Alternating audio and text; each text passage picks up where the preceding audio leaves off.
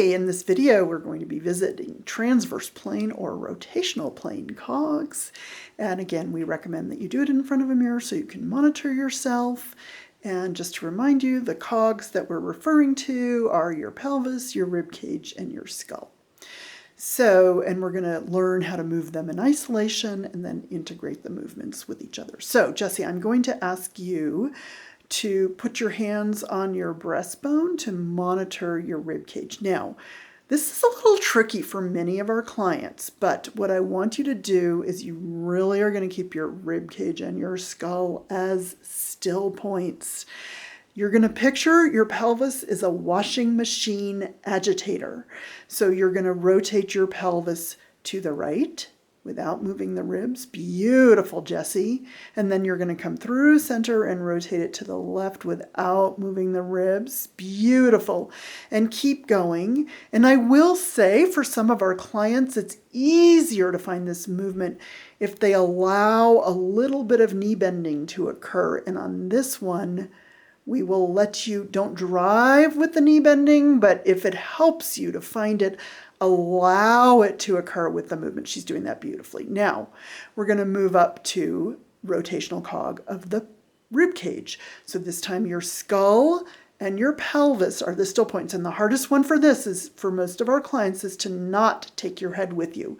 So your nose is facing forward at all times, and you're going to rotate the rib cage. Good.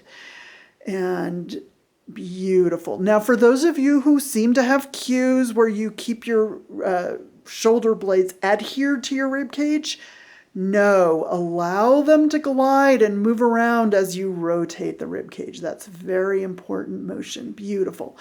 Now, coming center, you're going to keep the pelvis and the rib cage as your still points, and keeping your chin parallel to the ground.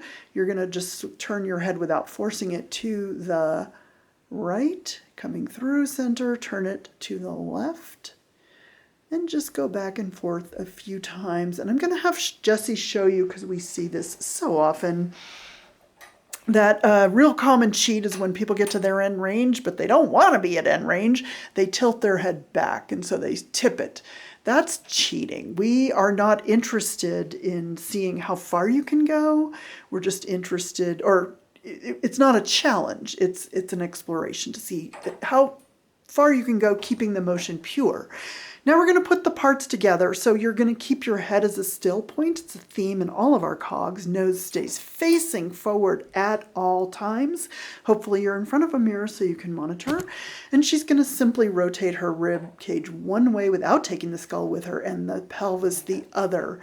And you can think of this like wringing a towel. And she's going to go back and forth, wringing that towel. Pelvis rotates one way and rib cage the other, with a skull organizing around a still skull, which you will monitor by keeping your nose facing straight forward. And that is beautiful, Jessie.